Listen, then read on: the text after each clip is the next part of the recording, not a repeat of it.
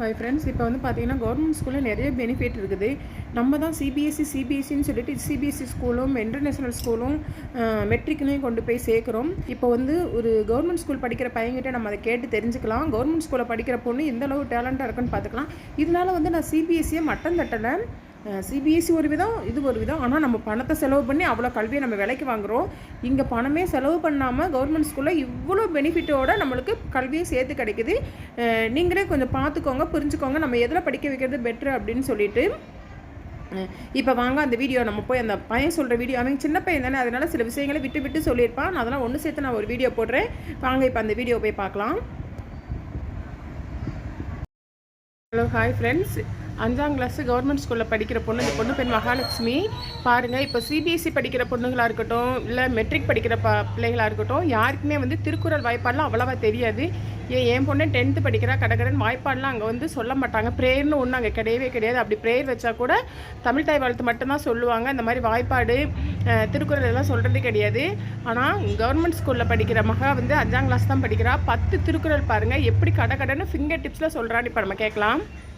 திருக்குறள் அகர முதல எழுத்தெல்லாம் ஆதி பகவான் முதற்றே உலகு கற்றதனால் ஆய பயனெடுக்கும் வாழறிவன் நற்றா தொடாரினேன் மலர்மிசை ஏங்கினால் மானடி நிலமிசை நீடு வாழ்வார் வேண்டுதல் வேண்டாமை இல்லானடி சேர்ந்தாருக்கு ஆண்டும் இடும்பை இரு சேர் இறைவனையும் சேரா இறைவன் பொருள் புகழ் புரிந்தார் மாட்டு பொறிவாயில் இந்த வித்தான் பொய்த்தூர் ஒழுக்க நெறி நிதி நிடுவார் தொட்டினை தூரும் மனத்தேனும் மாந்தற்கு கடனை தூரும் அறிவு ஒழுக்கம் இழுக்கம் தரலான் ஒழுக்கம் உயிரினும் ஓமப்படும் கேடில் வெளிச்செல்வம் கல்வி ஒருவருக்கு வாடெல்லாம் மற்ற எவை சிறப்பு செல்வமும் இன்னும் மரத்தினும் ஆக்கம் எவ்வளோ இருக்கு பாருங்க. 10 திருக்குறளும் மூச்சு விடாமல் ஃபிங்கர் டிப்ஸில் அப்படியே அந்த பொண்ணு அப்படியே இதாக சொல்லிடுச்சு.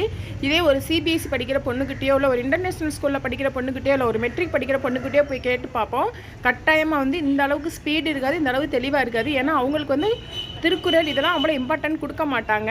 அதனால் நான் ஸ்கூலை வந்து மட்டம் தட்டேன்னு சொல்லி சொல்லாதீங்க. அந்த ஸ்கூலோட வந்து இதே அப்படி தான், அந்த ஸ்கூலோட ஸ்டடி அந்த மாதிரி தான் இருக்கும். அவங்களுக்கு வந்து படிப்பு மட்டும்தான். எக்ஸ்ட்ரா குவாலிஃபிகேஷன் எதுவுமே அவங்க சொல்ல மாட்டாங்க. ப்ரேயரில் வாய்ப்பாடெலாம் வந்து சொல்ல மாட்டாங்க. ஆனால் இவங்களுக்கு வந்து வாய்ப்பாடு, திருக்குறள் இதெல்லாம் சொல்கிறதுனால வந்து பார்த்தீங்கன்னா இந்த பொண்ணு வந்து இவ்வளோ கடன்னு சொல்லுது.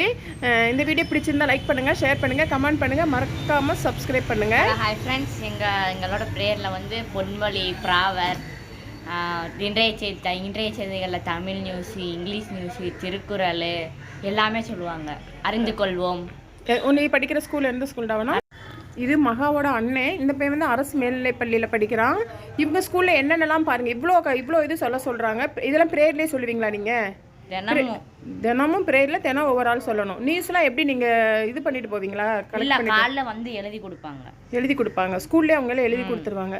பாருங்கள், இந்த மாதிரி ஸ்பெஷாலிட்டிலாம் வந்து கவர்மெண்ட் ஸ்கூலில் தான் இருக்குது. இது இல்லாமல் உங்கள் ஸ்கூலில் என்னென்னலாம் இது பண்ணுறாங்க? சாப்பாடு எப்படி? சாப்பாடுலாம் காலையில் மதியம் ஒரு வேளை சாப்பாடு.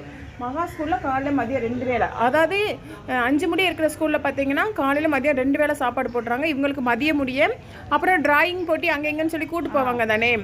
எக்ஸ்ட்ரா வந்து ஏதாவது ஒரு ஊரில் இருக்குது அப்படின்னா அங்கெல்லாம் கூட்டு போகிறாங்க. ஆனால் சிபிஎஸ்சியில் அந்த மாதிரிலாம் ஒன்றும் கிடையாதுங்க.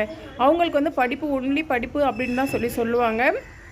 அதனால் வந்து நம்ம எவ்வளவோ பணத்தையும் வந்து அவ்வளோ பணத்தை செலவு பண்ணி சிபிஎஸ்சி ஸ்கூல், இன்டர்நேஷ்னல் ஸ்கூலு, மெட்ரிக்குன்னு சேர்க்கறத காட்டிலும் கவர்மெண்ட் ஸ்கூல்லே இப்போ நிறைய ஸ்பெஷாலிட்டி வந்துருச்சு. அது மட்டும் இல்லாமல் கவர்மெண்ட் ஸ்கூலில் படிக்கிறதுக்கு நீட்டில் 7% இது வேறு கொடுக்குறாங்க. இதை விட என்னங்க வேணும்? நம்ம பிள்ளைகளை நம்ம வந்து கவர்மெண்ட் ஸ்கூலில் படிக்க வைப்போம். எங்கள் வீட்டுக்கார் ஆசைப்பட்டதுனால தான் என் குழந்தைங்க வந்து சிபிஎஸ்சியில் படிக்குது. எனக்கு வந்து கவர்மெண்ட் ஸ்கூலில் படிக்க வைக்கிறது இஷ்டம். எங்கள் வீட்டுக்கார் இல்லை, என் பிள்ளைங்க சிபிஎஸ்சி தான் படிக்கணும்னு சொன்னதுனால தான் என் பிள்ளைங்க படிக்குது. அதை என்னால் அவாய்ட் பண்ண முடியல.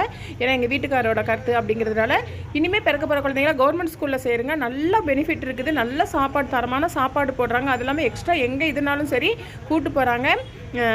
இந்த வீடியோ பிடிச்சிருந்தது அப்படின்னா லைக் பண்ணுங்கள், ஷேர் பண்ணுங்கள், கமெண்ட் பண்ணுங்கள், மறக்காமல் சப்ஸ்கிரைப் பண்ணுங்கள். Okay, by.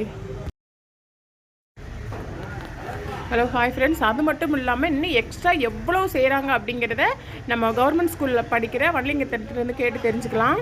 அப்புறம் வேறு என்னடா செய்கிறாங்க? ஐடி கார்டு கொடுப்பாங்க, சைக்கிள் கொடுப்பாங்க, லேப்டாப் கொடுப்பாங்க, மாதம் ஸ்காலர்ஷிப் கொடுப்பாங்க ஸ்கூலில் படிக்கிற எல்லா பிள்ளைங்களுக்கும்.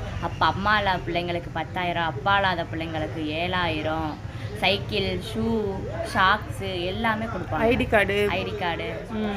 பஸ் பாஸ் நம்ம பஸ்ஸில் போக பஸ் பாஸ் கொடுப்பாங்க. Bus pass free. அப்புறம் என்னமோ சொன்னீங்க, என்ன அவங்களே காலேஜில் சேர்த்து விடுவாங்க.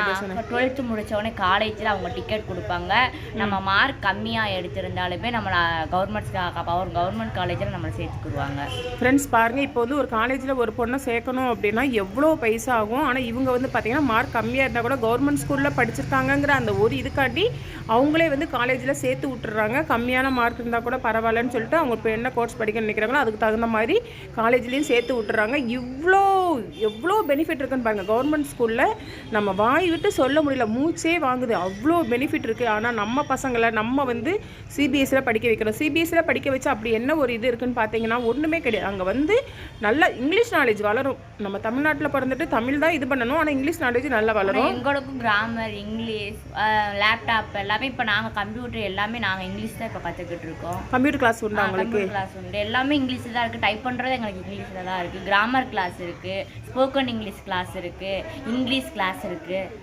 பரவாயில்லை. இப்போ பாருங்கள், கவர்மெண்ட் ஸ்கூலில் இவ்வளோ இது இல்லாமல் லேப்டாப் இப்போ என்னமோ புதுசாக அரசு அறிவிச்சிருக்காங்களாம், 10th லேப்டாப் கொடுக்கணும் அப்படின்னு சொல்லிட்டு. இந்த சலுகைகளில் ஒன்று கூட வந்து சிபிஎஸ்சி ஸ்கூலில் கிடையாது. அதனால் சிபிஎஸ்சி ஸ்கூலில் மட்டும் தட்டுறேன்னு சொல்லி நினைக்காதீங்க. கொஞ்சம் நீங்களே கம்பேர் பண்ணி பாருங்கள். சிபிஎஸ்சி, இன்டர்நேஷ்னல் ஸ்கூல், மெட்ரிக் ஒரு பக்கம், கவர்மெண்ட் ஸ்கூல் ஒரு பக்கம், ரெண்டையும் கம்பேர் பண்ணி பாருங்கள். பெனிஃபிட் எதில் அதிகம்னு பாருங்கள், படிப்பு எதில் நல்லா இருக்குன்னு பாருங்கள். அந்த மாதிரி பார்த்து நீங்கள் எந்த ஸ்கூலுமே கம்பேர் பண்ணி பார்த்தோம் அப்படின்னா கவர்மெண்ட் ஸ்கூல் தான் பெஸ்ட்டாக இருக்குது. இது இல்லாமல் மதியம் நாங்கள் 90s கிட்ஸ் படிக்கிறப்பெல்லாம் பார்த்தீங்கன்னா பண்டு விழுந்த சோறு அப்படி தான் போடுவாங்க. ஆனால் இப்போலாம் எப்படி தான் சாப்பாடு போடுறாங்க? திங்கக்கிழமை வெள்ளைச்சோறு, சாம்பார், முட்டை, அவ்வளோதான். அடுத்து வெள்ளிக்கிழமை வெள்ளைச்சோறு, கீரை குழம்பு, உருளைக்கிழங்கு கூட்டு, முட்டை போடுறாங்க. செவ்வாய்க்கிழமை வெள்ளைச்சோறு, கொண்டக்கடலை குழம்பு, தக்காளி வதக்கியிருக்காங்க, முட்டை போடுறாங்க. தினம் ஒரு முட்டை ஃப்ரெண்ட்ஸ். நம்ம வீட்டில் லெமன் சோறு, புளியோதரை, தக்காளி சோறு, பிரியாணி சோறு எல்லாமே போடுறாங்க. கீரை சாதம், எவ்வளோ சத்தான உணவுகள்லாம் கொடுக்குறாங்கன்னு பாருங்க. அதோட என்ன இருந்தாலும் சரி அதோட ஒரு முட்டையும் கொடுத்துட்றாங்க. இவ்வளோ ஒரு நல்ல சாப்பாடு. நான் அந்த காலத்தில் தான் 90s கிட்ஸ் படிக்கிறப்பலாம் பார்த்தீங்கன்னா சத்துணவுனாலே கவர்மெண்ட் ஸ்கூலில் சத்துணவுனாலே சரியில்லாமல் இருக்காது இருந்தது. இப்போ இவ்வளோ பெனிஃபிட் தராங்க. அதுவும் இல்லாமல் மகா படிக்கிற ஸ்கூல்லலாம் பார்த்தீங்கன்னா காலை உணவு திட்டம் கொண்டு வந்துட்டாங்க. காலை பிரேக்ஃபாஸ்ட் அவங்களுக்கு என்னென்ன உப்புமா, ரவை உப்புமா, கேசரி, காலை செமிக்கிற உணவாக கொடுப்பாங்க. பிரேக்ஃபாஸ்ட் அதான் லைட்டான உணவாக கொடுக்குறாங்க. இவ்வளோ பெனிஃபிட் இருக்குது. அதனால் நம்ம எல்லாம் கொஞ்சம் சிந்திப்போம், செயல்படுவோம். Okay friends, okay bye.